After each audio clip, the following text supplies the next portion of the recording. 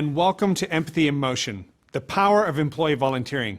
My name is Chris Jarvis, I'm with Realized Worth, and today we're going to look at creating space for transformation. So first, what's the difference between transformative space and transactional space? We'll look at that, and then we'll give a comparative illustration in a story. Then finally, we'll summarize and see what our key learnings were. So first, transaction. What is a transaction? It's an exchange from one person to another. So in a volunteering setting, transactions occur when the purpose of the event is to provide a service for a nonprofit, NGO, a community, individuals, your pet animals, whatever it may be. But you're going to do something for the betterment and the benefit of someone else. That's good. Transformation, on the other hand, is a thorough or dramatic change. In volunteering, transformation occurs when the purpose of an event is to facilitate change in the individual participants at the event. So while we may still be benefiting those around us, still addressing social issues, still helping our friends, the dogs, we are doing it in a way where we are fundamentally changed in the helping, in the doing of the whole thing. So let me tell you a simple story that may illustrate the comparison between transformative and transactional volunteering.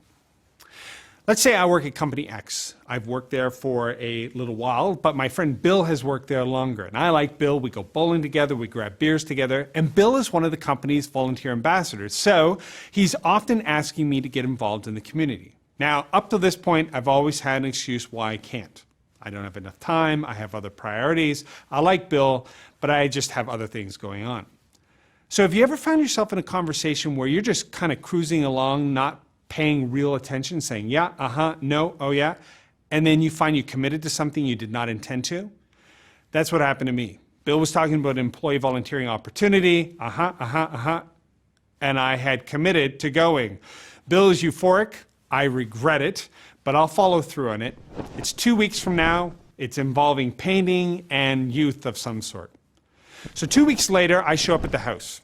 I'm a little late because I stopped to get coffee because I was tired, but that's okay. I'm here to volunteer. What harm could be done?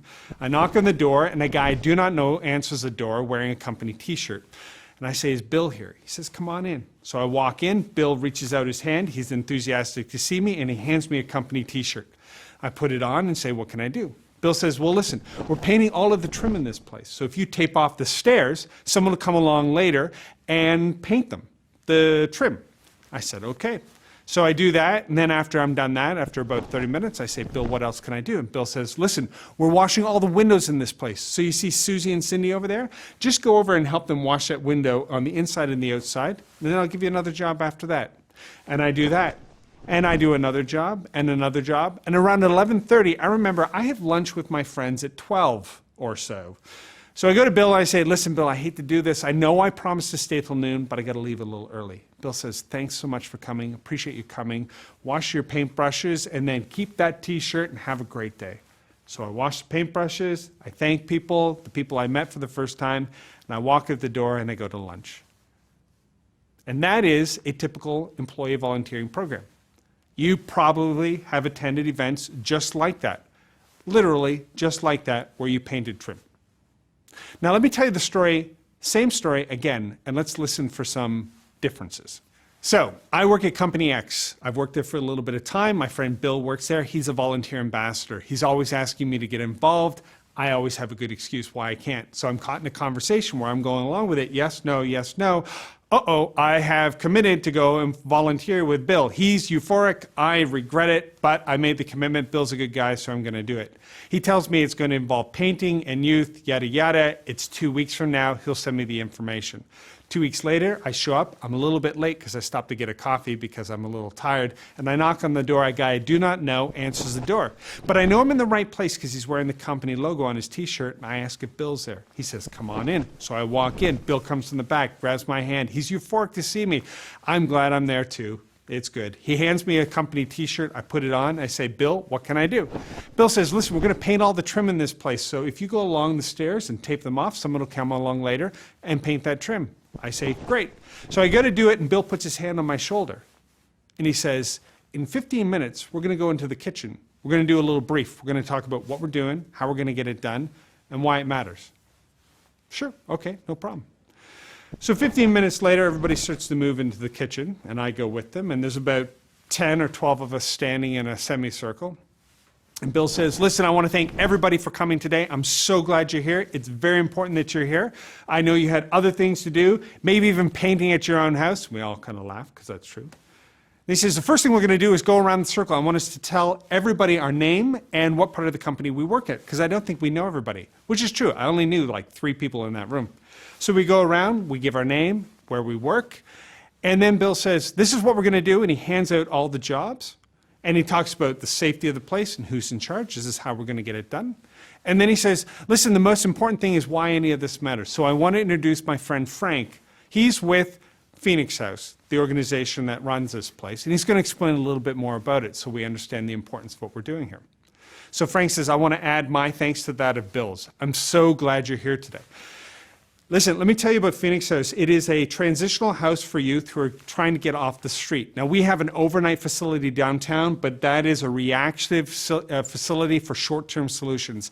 If kids are sick and tired of being sick and tired and want to get off the street and make a change in their life, it's a hard transition to make and requires a lot of commitment. But if they're ready for it, they may qualify to get into this house. We put 3 youth in here with 1 adult. And the 3 youth learn things like basic life skills. They have to make their bed, they have to cook their food, they have to clean up after themselves, and they have to keep this place up, wash the bathroom, the whole thing. And then they learn work skills, like how to show up at work on time, how to not yell at your boss when he says something you don't like. They also take financial literacy classes, and they may get their high school education if they need it, and most of them do. So this keeps them very busy.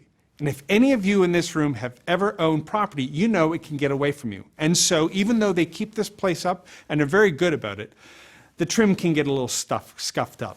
And the back deck is falling off and needs to be repaired. And the windows in the spring need to be washed, which is what we're going to do today. But I want to tell you why your contribution here is absolutely essential. You see, the greatest barrier facing these kids is not a lack of a bank account or financial literacy skills. It's not the lack of a job or even a high school education. The greatest barrier facing these kids is the belief that they deserve a better future, that they're worth it.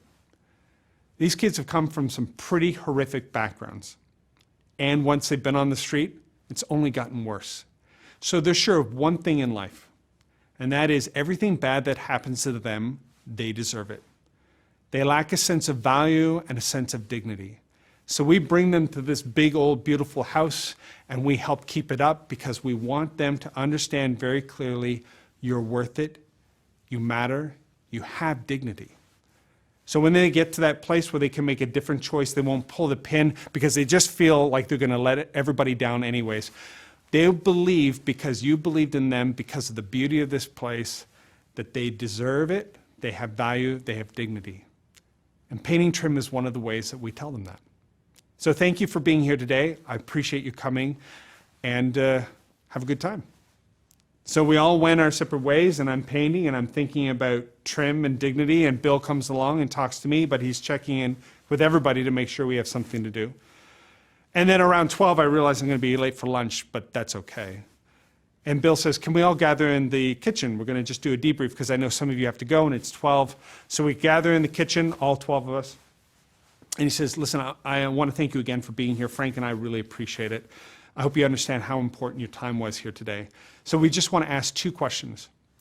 What did you experience, and was it what you expected? So we kind of all stand there for a minute looking at each other, and then somebody says, well, I've never experienced painting having anything to do with dignity. And we laugh because that was kind of true. Someone else said, I've never thought of having to learn life skills or work skills like don't yell at your boss or show up at work on time every day, but I guess if I wasn't raised that way, maybe I wouldn't think that way either. And then somebody else said something else, and then we all just sort of put away our stuff, checked in with Bill, and then left. I was a little late for lunch, but when I sat down for lunch, guess what I talked about? I talked about painting and dignity. And then when I went home to my family with my spouse and my kids over dinner, guess what we talked about? We talked about painting and dignity and all that went along with that. And that's because at the end, Bill put me into a place of sense making. There was cognitive dissonance there, where I went in with a mental model of how the world worked and then was presented with an experience that forced a different one to take shape, and I had to do something with that. Sense-making is the thing that happens when we bring meaning to our experience. Have you ever been driving away from an argument or a fight and you replay it out loud to yourself? Or you work it through with your friends? You're bringing meaning to your experience. You're trying to discover, what did this mean? Who was I in this moment? And when we do these employee volunteering events, if we frame it correctly with a proper proximity to the beneficiary at the front end and task significance, why it matters and who we're helping, and on the back end, who were you in this moment? What happened to you? Which is a hard thing to do. Then we can experience, or hope to experience, something that can be transformative because we become part of the story. It's not me doing something to someone else. It's me being a part of something that's happening to all of us. So the brief creates a disorienting dilemma at the beginning where you think, I've never thought about painting having anything to do with dignity. What do I do with that? Telling the story of the person who benefits creates proximity to the beneficiary. I can visualize them in my mind even if I can't see them. This allows for empathy to happen. What would I feel like if it was happening to me?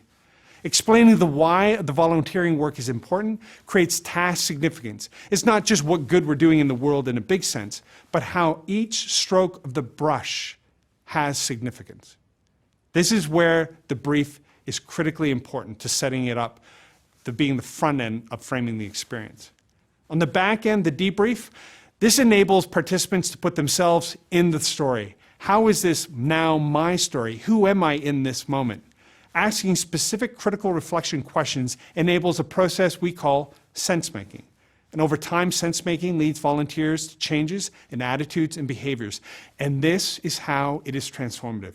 This is the difference between transactional, I went and painted, and that was something, and that was good, to something that is transformative. I went and painted, and that was good, but I was changed by it in some way. I have to tell you, it doesn't happen to everybody all of the time. But if we do it right, it can happen to a lot of people a lot of the time.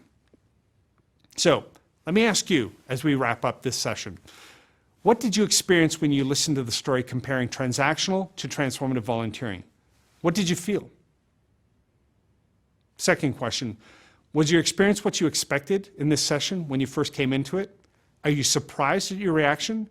Do you see a difference in the value of transactional versus transformative volunteering? And remember, transactional volunteering is good. We're not saying it's not. It's just transformative volunteering takes it to a whole new level. So that's how we create space for transformation. Thank you for joining us. I'll see you right here next time.